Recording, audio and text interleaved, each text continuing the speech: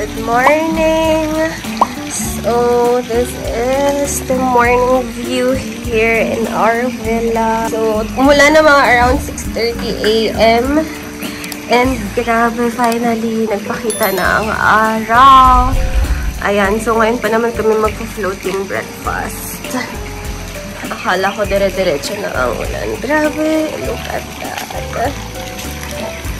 Since this is a jungle view, ma-appreciate mo talaga yung araw dyan. Pool is ready. Binuksan na nila ang tubig. Baba tayo. Ang lakas ng ulan kanina. Actually, pag ganitong month May, it is still wet season here sa Bali, Indonesia. So, nag-start talagang dry season ng June. Yeah, that's it. Magpe-prepare lang kami for our floating breakfast. Here you go. Morning! Hi, good morning!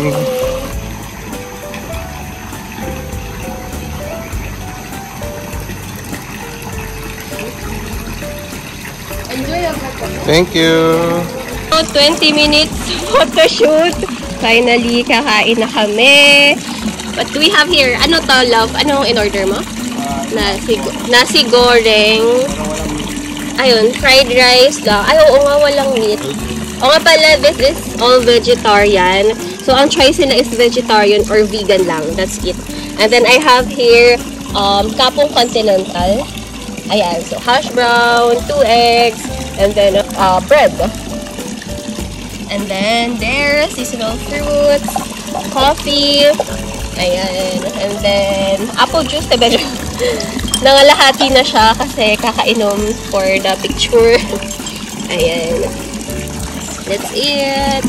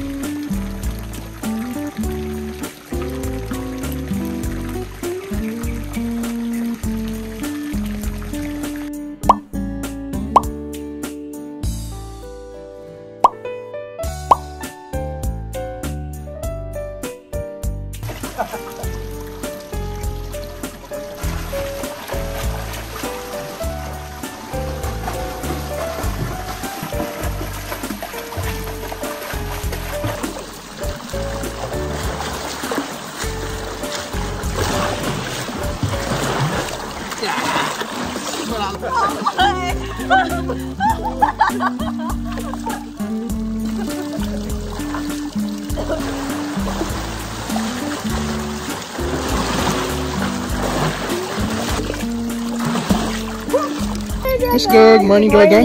Go, go, go. Good morning. Ay, cute. Personal butler. Ayan, tagahatid ang sundo. Si Ihe. Si Dragon. Dragon. Diyan lang siya. Pupunta sa street.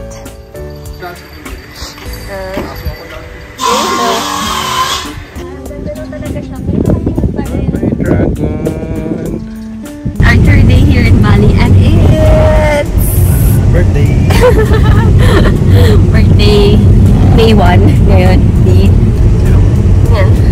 Fred. Pwede namin yung floating breakfast kanina. And nag-prep na. Ngayon, on the way na kami sa Edge Bali. Madali na kami mag-prepare kasi 2 hours pala yung biyahe. Parang search ko na yun before, mga less than 1 hour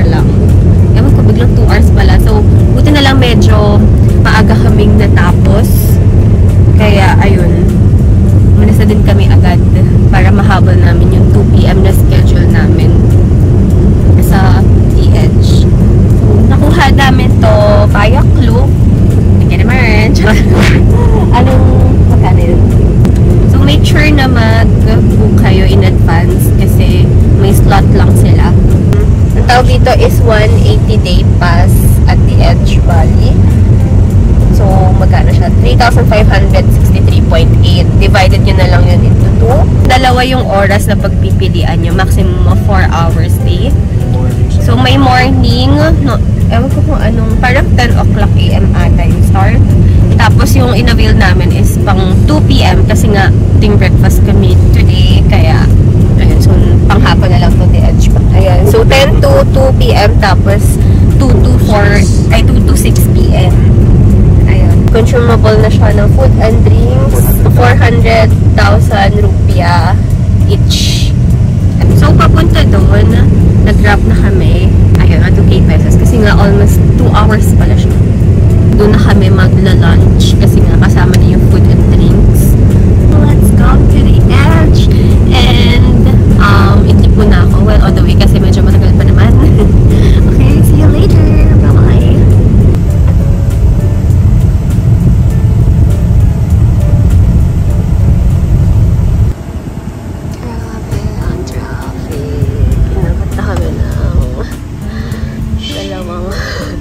Dalawang oras. Time check. Ayan, so mga 2 hours and 30 minutes ang biyahe.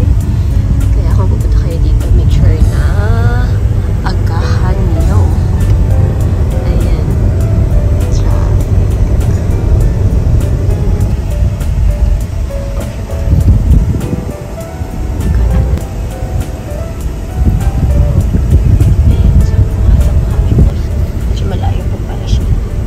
Hindi kami doon drop off kundi ang lagi pa nalalakari.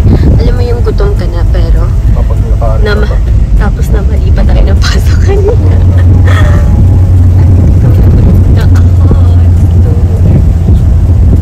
For the 2%, per person you get the 400 credit for the consumable. It's total of 800. Correct. Okay. Later, if you spend more, you pay directly to the restaurant. But if you spend less, it's non-refundable. For the menu, we do the a la carte this one. But all the price is not include the 10 cent service charge, 21% on top. Maximum you stay will be 4 hours. So we have the food regulation. Could you read it first and signature to Bob, yeah?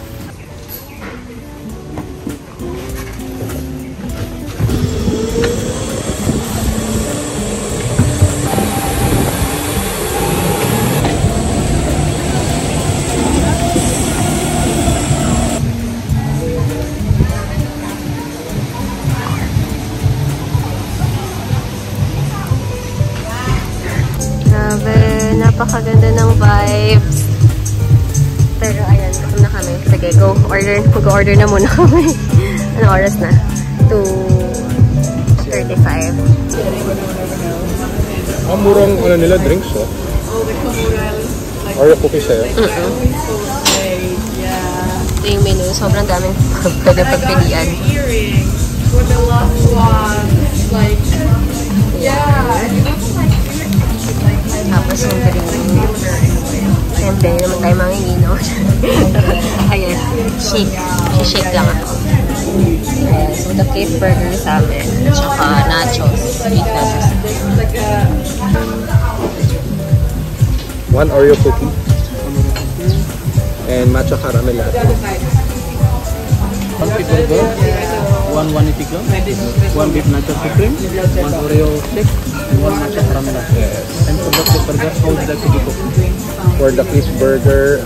So here's our beef nachos. Beef nachos. Smoothie. Shake, chocolate shake, Oreo, something, blah blah. Matcha caramel. Matcha caramel. Ano? Latte. Grabe yan. Ano yung order mo? 180 club? 180 club. Grabe. Ang dami. May fries na. Ayan, nachos at saka this one. May natira pa tayong magkano? 150? 130 na lang. 130. 130,000 rupiah. Ayan, ganyan na karami yung 800. Almost 800. Yan, sarap. Finally, makakain na. Ito na yung brunch namin. Ay, hindi pala. Lunch. Lunch lang pala. Nag-breakfast na kami. That's it. Ano yan? I am Basta beef burger. the Cliff. Cliff burger pala. Ayan. Tapos naka-medium well. Dito yung super kapal ng patty. Ulit. Kala namin burger lang. May size na pala siya. So, ito. Dami pa. Ano sabi mo? Ay, hindi niya pa natitik. Dito na to. Mamaya na. Ganyan ito lang. Okay. Ano sabi mo sa sandwich? Sarap. Ano yan? Wagyu beef burger. H Wagyu. Wow. Joke lang. Pero masarap to. Sarap no? Ito, maliit na burger. Tapos yung isa sa ilalim. Mas malaking burger. Parang 2 layers. May juice. Yan.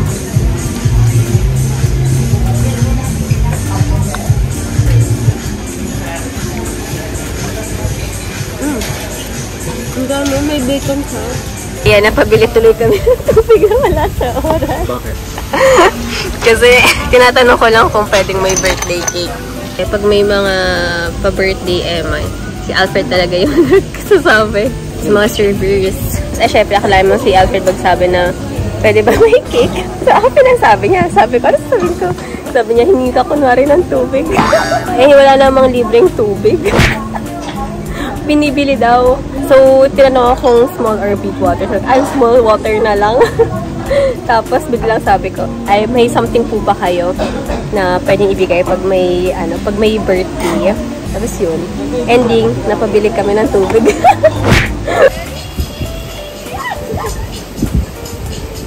Ang taas? Hindi ko na kaya eh.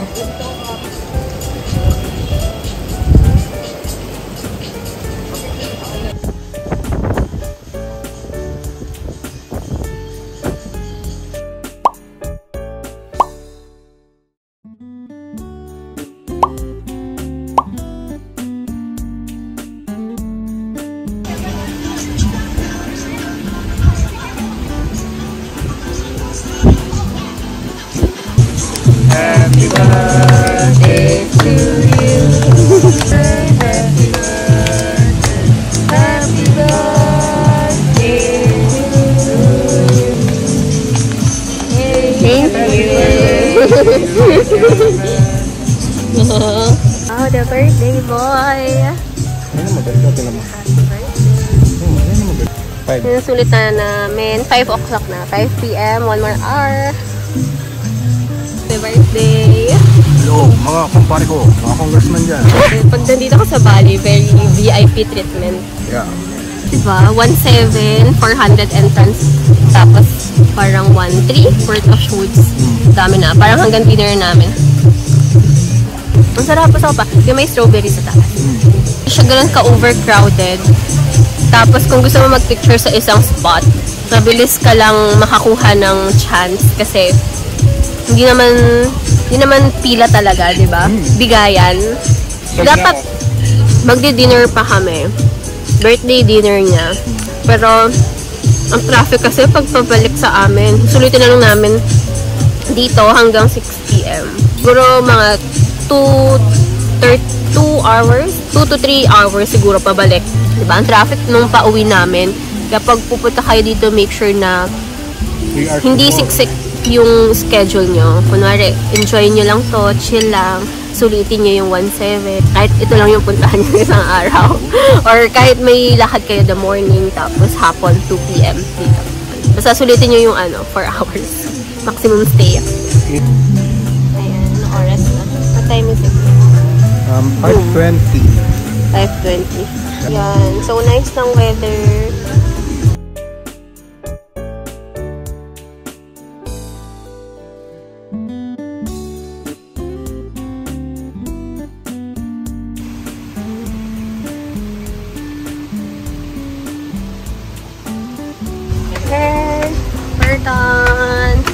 Thank you. DH Bali, grabe. Napakasulit. And the birthday boy. Okay, let's go upstairs. So, bye-bye na. Going back. Yeah. Yeah, we dedicated this day.